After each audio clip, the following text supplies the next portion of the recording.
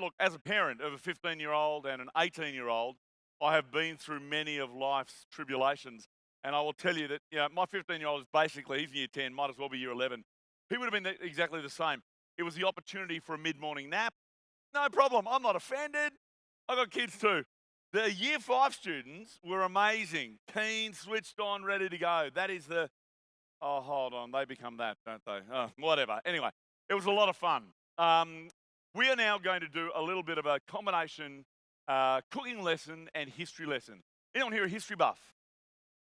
You are? Okay, all right. We're going to test your history skills, my dear. In what year did Burke and Wills set out from Melbourne? You said 1851. Correct answer. Very good. Why did Burke and Wills set out from Melbourne heading towards Northern Australia? Why did they go? What was the reason? We all know of Burke and Wills, but no one knows what they did.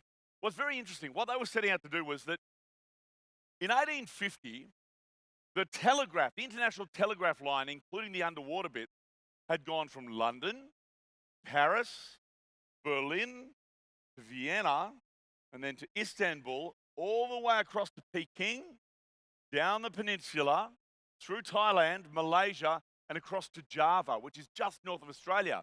Now, in 1850, if you wanted to get a message back from the colonies to England, you'd need to take 12 weeks, yeah? Took 3 months to get a message back to London. But what if you could do it instantaneously? So Burke and Wills were working out, is there a path we can get an overland telegraph line? And they set out, and the problem was that once they got to Cooper's Creek, which is sort of west of here, they ran out of food. And the local Indigenous people gave them food to eat. That's the only reason they got as far as they did. They got to the Gulf of Carpentaria. And when they got back to Cooper's Creek, that's when they ran out of food and eventually parked it, all right? But they had, in fact, proved that you could cross Australia. So we are actually going to taste some of the flavours of that great journey which defined central Queensland. And the reason that we are going to be tasting central Queensland in particular is that the beef we're going to work with is nature's fresh. And that comes, as we say, from the heart of Queensland. It is a wonderful, affordable, delicious form of beef that has all of the hallmarks of great flavour, while at the same time having real affordability as well. And that, I think, is what marks it out as something we should all be fascinated with and desperately keen to try. We'll come to the beef in just a minute. First of all, we need to do a couple of other things. What are we going to serve it with? Well, along the way, some historical stuff, some more modern historical stuff. Burke and Wills didn't quite get the Kingaroy, but imagine they had deviated slightly. What's the most famous ingredient out of Kingaroy other than peanut? Well, pumpkins, of course. Flo's great pumpkins gone. And look, as a New South Welshman, if you ask me what do people eat in Queensland, it's 4X and pumpkin. I don't know if that's true. I hope it's not. But with all great respect to 4X drinkers, you can do better. But pumpkin's really interesting, so I thought we might try some of that. What we've got here, I've gone and sliced some pumpkin very, very finely, all right? And the best way to do that, if you're doing it at home, is to get yourself one of these called a mandolin slicer. And the reason they're so good is they give you real precision without needing to learn a whole new set of knife skills. Onto your pumpkin, you're going to need a little bit of salt, and then just set it aside for a few minutes. Salt is what we call an osmotic. It draws moisture out of food, which helps it to soften. And it's a really interesting bit of food science. We're also going to use some leek.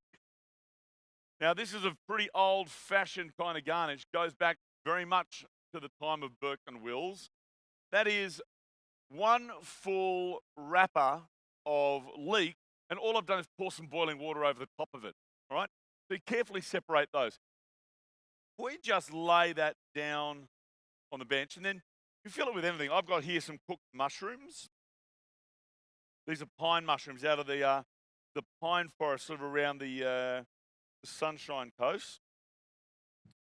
So we'll throw those down there, along with some bunya nut. You guys know bunya nut? All right, so it is a kind of pine. It's a native pine tree. Huge seed cone. We just crumble some of those toasted ones in there like so. We're also going to need a little bit of bread just to bind it together. So all you got to do is some day-old bread, just crumble it up, make some breadcrumbs. That's what you're going to get. And a little bit of thyme. Now, this is really brilliant. If you're ever looking for something you can serve at a dinner party that looks $1 million, takes no time at all, and you can pair with anything, this is a great little thing to go with, okay? So, once that's done, it's just a matter of rolling that up. Now, these you'd want to store for at least a couple of hours so that all the juices in the mushrooms start to soak into the breadcrumbs, okay? Looking pretty good. And then if we grab 2 of our pumpkin slices, shake off the excess moisture, then we can line them up. We roll a second time. Okay? Now this really looks amazing, but this is entry-level cooking. No matter what your skill level, looks pretty good, yeah? Would you agree that's a pretty impressive little garnish for anything you want to serve at home, anytime you're entertaining? And it is literally a couple of minutes' work.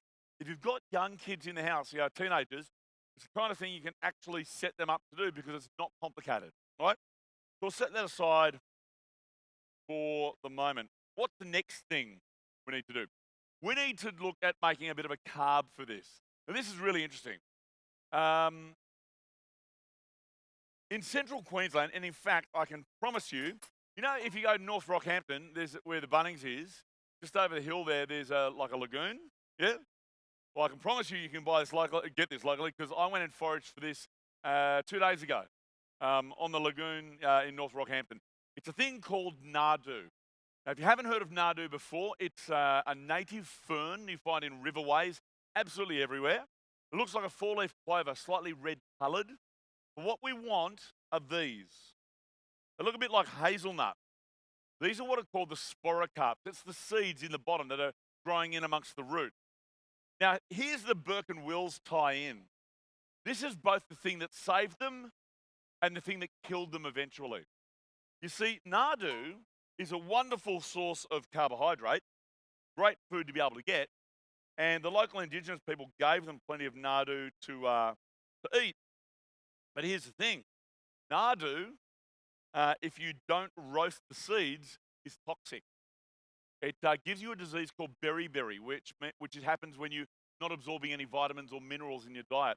And so it would make you really hungry. And so the more they ate, the hungrier they got. So the more they ate, and so on, until eventually at Cooper's Creek, they met their fate, right? So nardoo grows everywhere. Do look it up.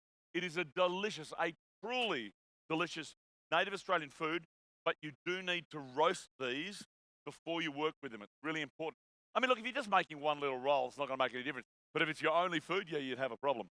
They also had a little bit of flour left, so we'll throw in a little bit of flour. This is coconut flour, but it makes no difference. And then all they had available to bind it together was water. So grab a little bit of water. We throw it in there, along with some salt, and you give it a bit of a mix. You know what you end up with? Stir it together, throw it into the coals of your fire. You are going to make some of these little nardoo dampers. Yeah? Extraordinary. Who'd like to try some nardoo damper? You would. All right, hold on. Give you a little bit of taste. Now, I want you to taste this because it's extraordinary, right? I wouldn't say that it makes the most lovely, fresh, delicious bread in the world. It automatically feels a little stale when you eat it. It is tough, but flavour is otherworldly. Here you go. What do you reckon? You could live on that. Yeah. Well, if you're Burke and Wills, you could die on that. But anyway, I'll take your point. Yeah, it is amazing. What an incredible flavor. It's delicious, isn't it? And that is not bad. That's the second worst compliment I've had today, but thank you. It's nutty, it's unusual, it's earthy, it's got a little bit of a grassy note to it. And that is growing in the lagoons of Rockhampton. It's growing in every riverway, waterway, creek, puddle of central Queensland, okay? What's that? Not bad's better than not good. Well, I don't need the reviews that you get, mate. So, Alrighty, so there's our nardoo bread. What else are we going to make? Well, we also need to get on to making this steak. All right, so with rump, one of the important things you always need to look at is which direction the grain is going in. Now, if I bring this close enough to the camera, you'll be able to see it. These lines that are going this way on the meat, that's the grain, which means when we slice it, we always go across the grain. And as a result, you'll end up with an open structure like this. If you go with the grain, it'll be chewy. If you go across the grain, you're going to end up with something that is tender and delicious. So, just a matter of grabbing ourselves a nice thick slice of nature's fresh rump and give that a little bit of salt. Not too much. But what about oil? What sort of oil would you use to cook in? What do you use at home? Vegetable oil. Canola oil. Okay. Why do you use it? Why do you use canola oil? Why do you choose that? Because your wife tells you to. Very smart man. Very smart man. A lot of people say they think it's healthy. Here's the reality. Any refined oil at all, that means vegetable oil, sunflower oil, canola, whatever, rice bran, they have zero health properties. Not a little bit, they have none. Okay? The refining process actually cooks the health value out of it. That's what it does, right? What I've done here, let's get some ready going in the pan. Still got a bit of water in it. When we cleaned the rump ready to go, we took the rump fat trimmings, combined them in a pot of water, and I've just rendered them down. And so I've got the tallow or beef fat to cook in. Okay, so we're just going to let that cook away quite happily. Cooking a steak is not overly complicated, and you shouldn't be afraid of it. But I think, if I'm being honest, most people have no idea how to cook a steak. How many times should you turn a steak? 4 times. Why are you doing it 4 times? You like those crosshatch lines. Do you know the only people who value crosshatch lines on a steak is bloody hog's breath? And if that's your idea of steak, there are exits here, here, and here, my friend. Use any one you like. Bugger off. No. Have a bit more respect for your food, for your dead cow. How many times do you turn a steak? Once? Okay. I love living in Australia. It's a democracy. Gives everyone the right to be wrong, and today's your turn. No. Bit of science. There's a principle behind cooking or grilling any bit of meat in the world. You want to cook it as fast as you can to achieve the degree of cook you want in the minimum amount of time without burning. That's quite a specific description. What does that mean? The main reason that meats dry out over a grill or a stove is the amount of time they spend exposed to heat. It's called evaporation, right? I'm not talking about toughness, I'm talking about loss of juiciness. So if we can reduce the cooking time, you'll get a juicier steak. Does that make sense? Good, simple logic. Meat has very low thermal mass, right? So as a result, every time you turn it, right, so I've got my steak here. I just turned that over. What's this pan surface going to be, 300, 350 degrees? I turned it over 10 seconds or 15 seconds ago, and I can hold my finger on it. It is immediately, even covered in oil, lost all of its heat. That tells you that meat has very low thermal mass, much less than other meat. So as a result, to maintain a higher internal temperature for a juicier result, you need to keep turning the steak. And if this means you end up with extra lines, get over it. Much, much better result, all right? Okay, a little bit more of our tallow to cook in. Beautiful. All right, in terms of plating this one up, how's it going to roll? Well, we're going to have our beautiful little pumpkin and leek and mushroom roulade right in the middle there, along with some more of these crushed bunya nut.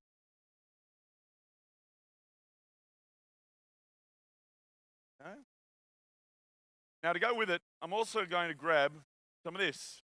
This here is sauerkraut. Anyone ever made sauerkraut? You should.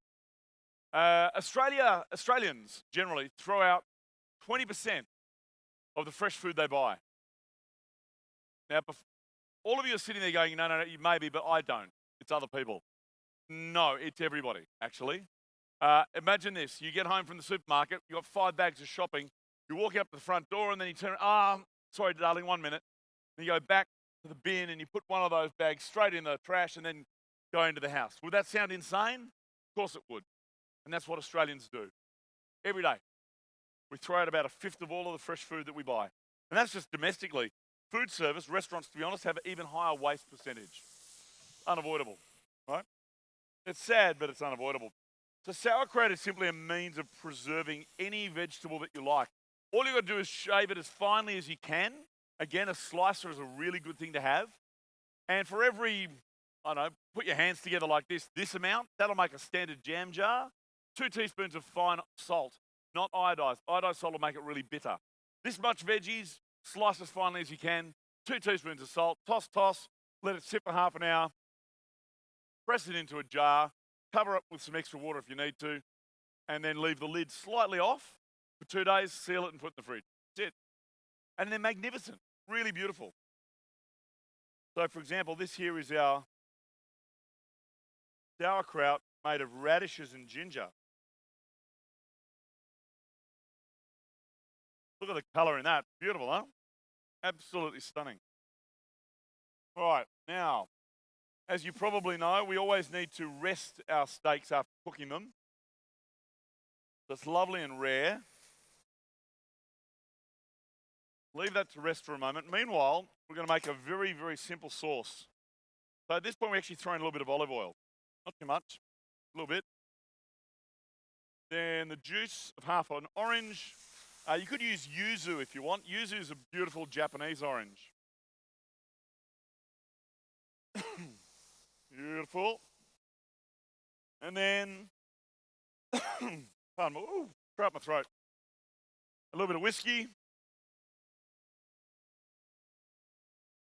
And a little bit of native stingless bee honey. Again, found all through central Queensland. Go. There's over 3,000 types of bees in Australia that make honey. But the native stingless is probably the most sensational, particularly when it comes to flavour. Right. With our steak, let's carve it on a slight angle. Presentation.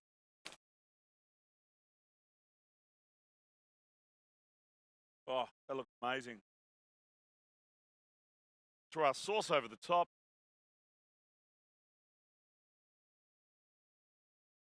Then our nardoo bread, little piece of that.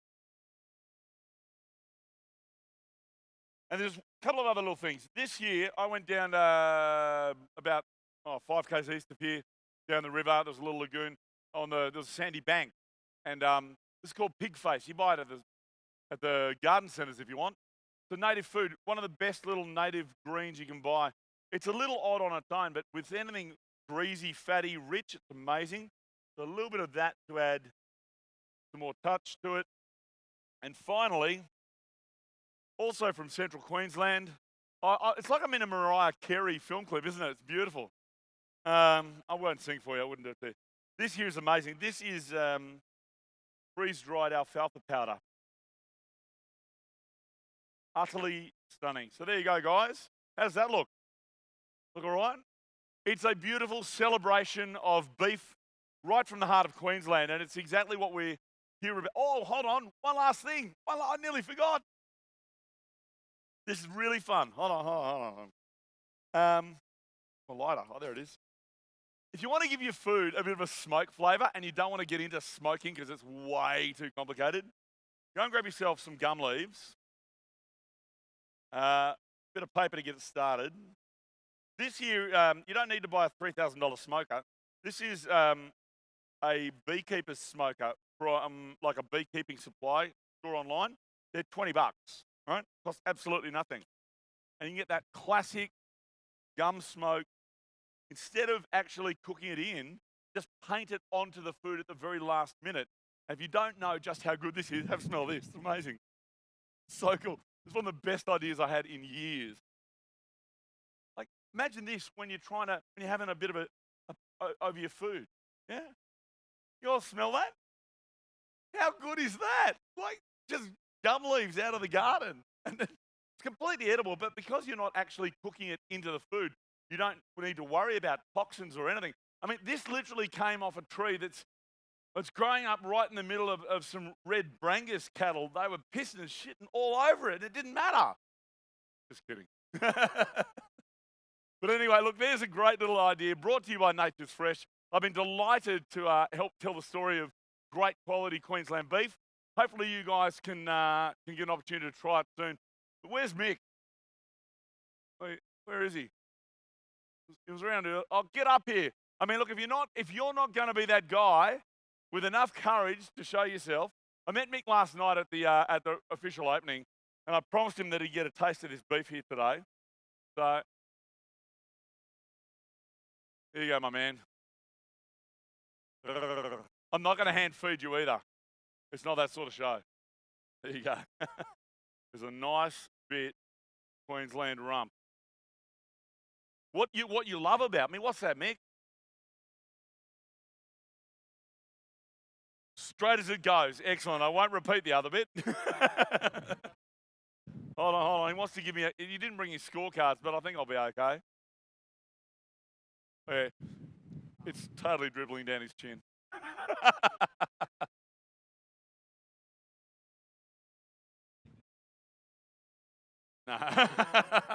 Good man. Well done, buddy. All right, guys, there's more cooking to come. Stick around. Have a great day here at Beef Week, and I'll see you a little bit later on for some more bits and pieces around the place. Thank you.